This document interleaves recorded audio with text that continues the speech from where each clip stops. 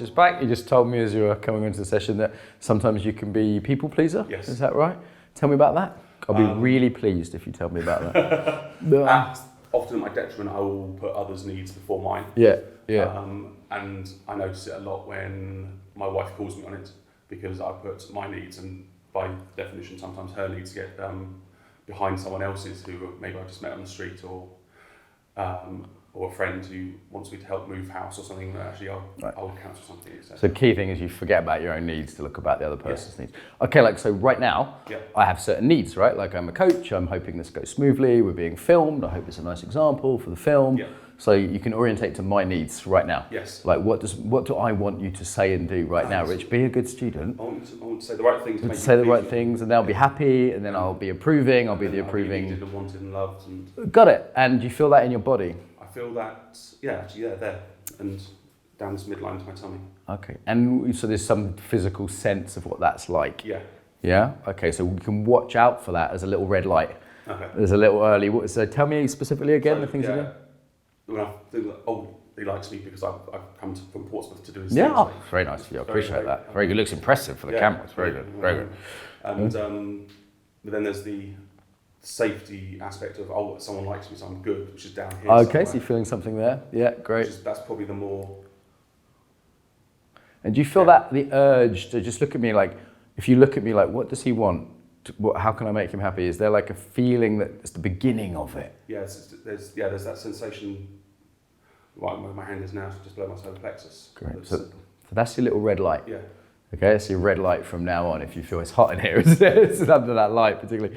And that's your little red light, that when you feel that happening, you're probably about to commit to something that's not smart. Yes. Right? Or about to do something that doesn't look after yourself, yeah? So you could do a bit of distinction coaching. What would it be like right now if you just didn't give a shit about me?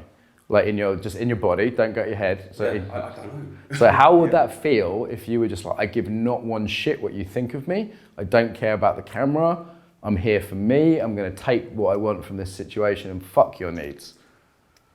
I don't know. Okay. That stops in my brain. Yeah. And in your body, do you know someone that's like that? Someone that's a bit selfish, just a bit like, fuck what other people think? I don't know. Okay. And if you were to imagine someone like that, how would they be in their body if they were completely uncaring what other people thought? Because we're going to the opposite extreme now, right? Standoffish. Okay, maybe like their posture forwards or back? Back. Open or closed? Closed, I think. Yeah, tight or relaxed? Relaxed, because they've got no concern about me at all. Okay. It's similar to your judgment posture from earlier. Okay, it's a bit like this, right? Let's do that a little bit. I just want to give you a bit of a sense of what that's like to go the opposite extreme, yeah? Give it a try. Don't give a shit what you think. Yeah? I don't give a shit what you think. Yeah. Say it a couple of times. Don't give a fuck. Don't care. I don't care. Yeah. Don't give a fuck. Yeah. Not only am I not trying to please you, it's like you're irrelevant to me. Yeah, just. Oh, I can't even say that. That's hard. Just walk through me. So I'm going to stand here. You can hit me and just move me out of the way. No. You went round me. Yeah. You went round me. Just go right through me. Go right. You're a big guy. I'm going to just push out of the way. Okay, a couple more times. Just go through me like I don't exist. Look ahead. I don't exist. Like you're looking straight ahead like I completely don't exist. Ugh. Okay, one more time. Just bulldoze me. Don't worry about it. Ugh. Okay, how's that feel? Liberating. Okay, now I'm not suggesting you should turn into a total arsehole, okay, Rich? However, a little bit more of that might be helpful. Yes. Okay, so like cats are. Cats don't give a shit. No. Do you know what I mean? Yeah. They're a little bit, they just push things off the side, they don't care. They're just like, am I getting fed or not? Yeah. Now, there's a two extreme, but I do not think you will go so far to the extreme. You wouldn't have become a nurse and then a trauma therapist, and you wouldn't have become that if you were that person, yeah? So you can do that as a little bit of a practice, like walking down the street. I'm not suggesting you push into people, okay, but some of that sense of I'm going where I'm going. Yeah, take up the space opposed to... Yeah, take up the space. Often big guys will kind of be after you, very a bit apologetic and, nice people. Instead, can you walk down, and people will get out of your way, yes, by the way. I'll practice that today. Yeah, so I'm not suggesting you barge into people, but you can do that safely. Yeah. But just with that intention of where I'm going matters, not what you want. I like that, thank you. Make sense? Just a Yes, little way yeah. you can practice it, walking along. Yeah. Okay, do be careful with people, that's the Yeah, only sorry. thing, yeah?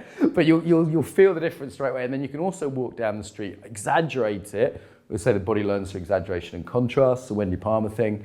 So you can be like, you know, you can also walk down the street being like, after you, walking around everyone. Yeah. Make sense? Yes, and that's my default. That's your default, Yeah. right? So you make that contrast, yeah? And deliberately step in to people's space, or especially the 2 meter space that's in the subconscious. Yeah, and you know that sense of So also you can also just do that little mental thing we did when you're with someone. How would I be in my body if I was totally orientated to them? Yes. What do you need? What do you need? What do you need? Yeah. Yeah. Here, this feeling you said. Yeah, that little tingle. Okay, and how would it be if you totally didn't give a shit? Now that might be a struggle, but it's an ongoing inquiry. Okay, and is there a healthy balance? Yes, because I need to not give a shit enough to be detached from, for instance, clients or someone else's stuff to look after money. So if I'm not the casualty, there's no point to it. It's not kind. Yeah. If you're not looking after yourself, it's not kind. Okay. Also, you're training your client that that's how the world works. And to be dependent on someone else. Right. Yeah. Which again isn't kind to the client. So it's actually the more kind thing to do to not do that. Yes. All right. I want to frame this in sort of term. I'm guessing kindness is a value for you, given definitely for what you do, right? Yeah. Great. So seeing it as more kind to look after yourself and not to put them in that position. Yeah, I think you used a toasty analogy before. What analogy? A toasty analogy. What's toasty? If everyone's hungry, Okay. I've got a toasty, it's mean to not give the toasty to people. Right. So that's about the sort of offering what you can do. It's the same principle. If I'm offering too much of me, Okay. I want to get the toasty and I don't get any toasty. Right, so you need to look at some toasty for yourself. Okay, God, I totally forgot I said that, but all right. So that was on the marketing call, wasn't it? Yeah. Okay, so realizing it's about self-kindness, kindness to others, having that embodied signal. There's a ding ding that's sung. Ding ding, I like it. Or a red light, the ding ding that's saying, hey, you might be going into that slightly nice guy mode. Yeah. And practicing a little bit of being, what would you call the other mode? Mark Walsh mode. Okay, Mark Walsh mode. If it helps to channel me, feel free. You can put on a bit of the Walsh swagger as you walk down the street. Yeah, model excellence, and I see it. Yeah, in that domain, that's definitely one I can own. Yeah, or I might say cat mode would be another one. Yeah, either way works. Yeah. Okay, great. Any takeaways, any conclusions here? The physical practice of walking down the street. That's one I can do most times when walking down the street. There's out. Cat mode I like. Yeah. And practicing cat mode. And not letting myself constantly move out of the way for everyone else. And knowing that I'm allowed to take up space. Okay, great. And that little practice of checking in, orientating towards the ding ding is the early warning sign. Good work, Rich. Pleasure, man. Good work. Very pleased. Thank you. Okay, so another nice session. Somatic markers, we call that, giving people an early warning sign when they're going into a pattern. So we take it to quite a subtle thing before their behaviour starts enacting. More distinction coaching there. The walking down the street, don't know where that came from. I never used that one before. It just felt like, okay, that might be, a way for him to differentiate. Sometimes we ask for like role models for things, and it's sometimes a client will say like, I'm channeling you for this, and I'm okay with that if it's something I go, okay, I'm actually good at that, as opposed to that, it's just completely nonsense. Like in this case, I get why he said that. Part of me is a bit uncomfortable with it, but I think as a coach, we need to own what we are good at. And client can use that as a crutch until they re-own it into themselves fully. So that's just a normal thing that people do. I think also might be worth looking at that video in terms of humor. So I use humor quite a lot.